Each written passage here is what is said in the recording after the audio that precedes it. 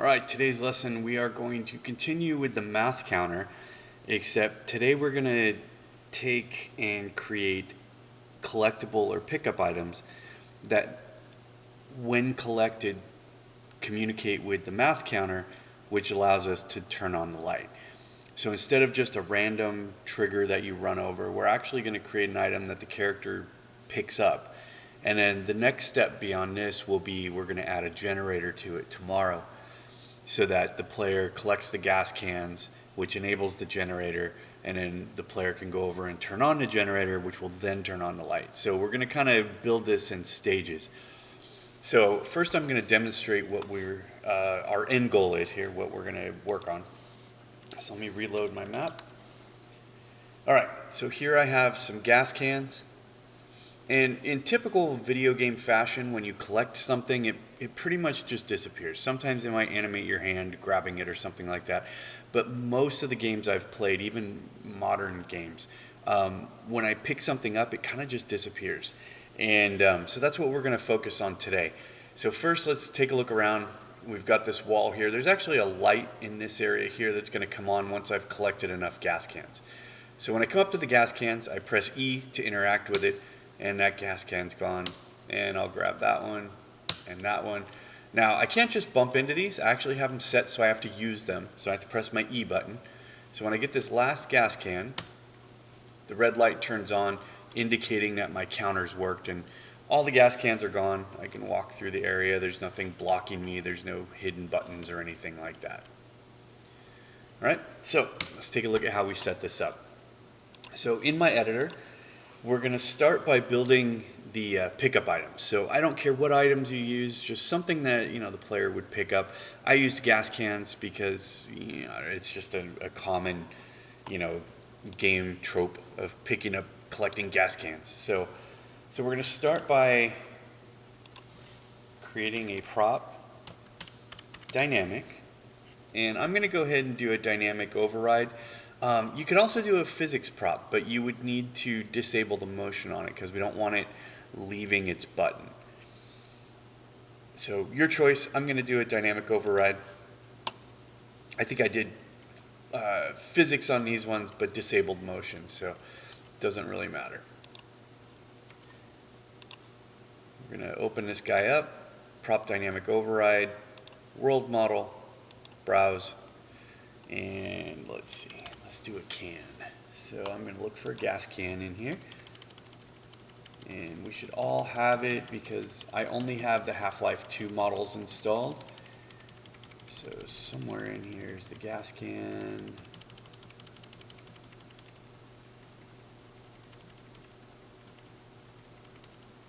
I suppose I could have searched by the word gas can, but there we go.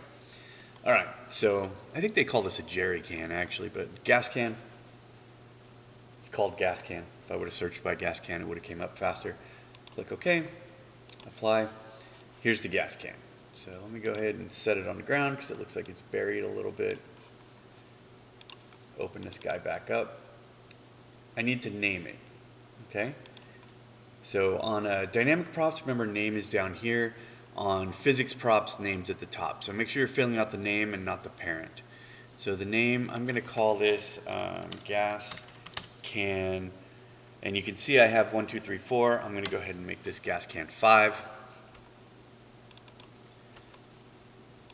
All right, now to pick it up, we're going to use the trick of putting a button over the top of it. Jennifer, did you put a... All right, sorry about that. I'm in a meeting here and somebody started talking.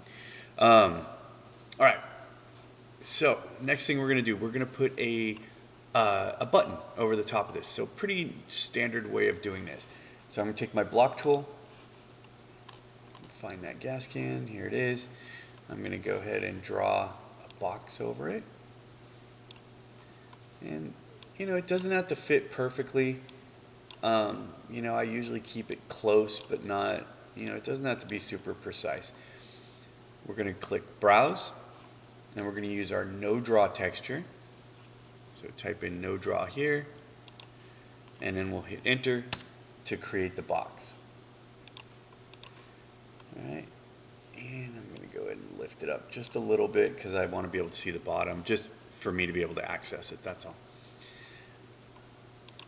All right, so this box, I need to turn it into a button. So we've done this before. I'm going to take my selection tool, select the box, right click, tie to entity, and we're going to give it a function button. So func underscore button. And I'm going to go ahead and name it. So I'm going to name it button underscore can pick up 5. Okay, and you see I chose that name just because I have other buttons, so they all have to have unique names that go with each one of them. Now on flags, remember we don't want the button to move. That's a Half-Life thing. The buttons move by default. So under flags, I'm going to say don't move. Use activates.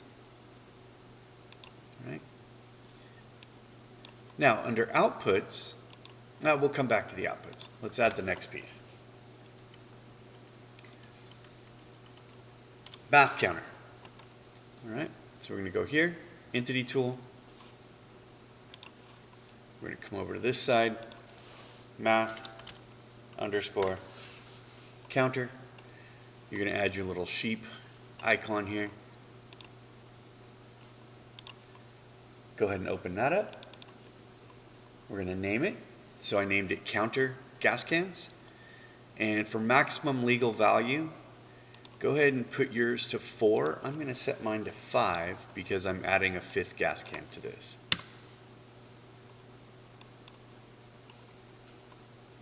No flags. This guy's good to go.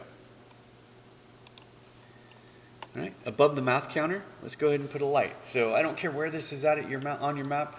You know, probably near the gas cans for the sake of testing purposes. But you know, really it doesn't matter where you put it at. So again, we're going to go to our entity tool.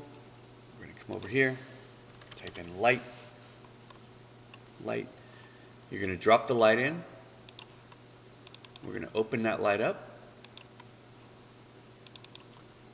We're going to name it. So I named it light collect. You could name it whatever you want. You know, your choice. Under brightness, I went to pick color. I selected red. You can make your light any color you want. And under flags, initially dark. Apply. Close. All right. So what you should have is a gas can, a button on top of it, a math counter, and a light. So what I want you to do now is create 3 more gas cans and buttons. So you're going to have a total of 4. So I have 5 because I made a 5th one to show you guys how to do it, but I want you to go ahead and create 1, 2, 3, 4. Now the thing is, these guys need to be named individually, okay? They all have to have unique names. So if you look at this first gas can right here, this is button can pick up 1, and if we check the gas can, this is gas can 1.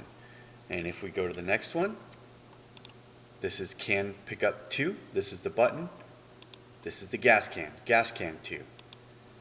Button 3, gas can 3, button 4, gas can 4. Okay? So I want you to make 4 buttons, 4 gas cans, pause the video right here, do that, and then resume the video.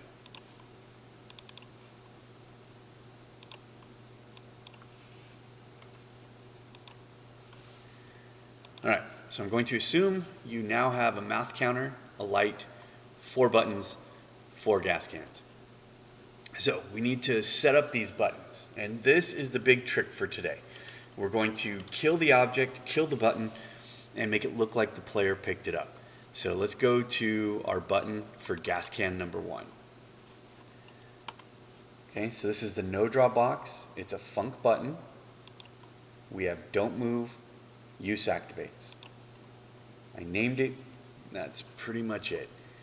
Under outputs, this is where we're going to actually get rid of things and then add to the counter. So we're going to click add. So we're going to click the add button, And then we're going to fill in this information here. So my output named, so this is what happens to trigger this.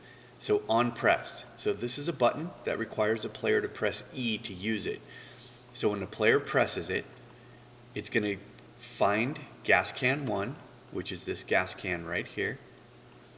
And we're going to via this input, so this is what are we going to do to this object when this happens. So I press, it's going to go to gas can 1, and we're going to kill it. So kill removes it from the game. Now the thing is, that leaves this button dangling in the air. So we are also going to click add again, and we're going to kill itself.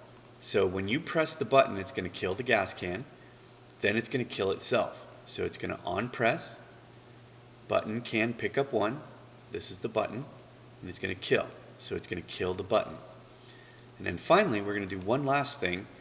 On press, we're going to target the math counter. Remember the little sheep thing over here? We're going to add. And then in this fourth box, you have to actually put the parameter that you want it to add. So in this case, the parameter is a number. So we're going to add 1. So when I press this button, it's going to kill the can, it's going to kill the button, and it's going to add 1 to the math counter.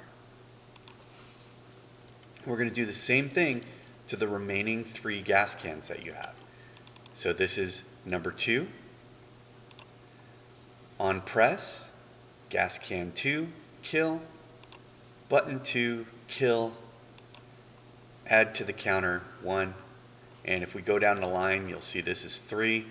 We're going to press, kill the can, kill the button, add 1 to the counter. So now, the player's going to press this, it's going to kill this, he's going to press this, it's going to kill these, press this, these go away, press this, these go away. So the player has collected all 4 gas cans. When that happens, I want this light to turn on. Tomorrow we're going to add a bigger event. We're going to use a generator for tomorrow. But for today, we're just going to have a light click on. Very simple. So now we're going to go to our math counter. And on the math counter, under output, we're going to say on hit max. This is the name of the light, the red light that's above me. Via this input, we're going to turn it on. Okay, turn on. Click apply. All right, so this had a maximum value of 4, maximum legal value of 4.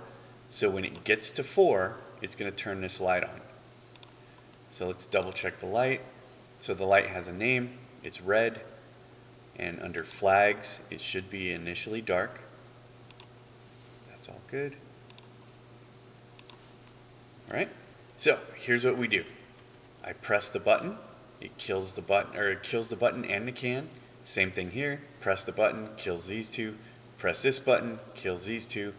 Press this button, kills these 2. Every single time I kill one, it adds 1 to the math counter.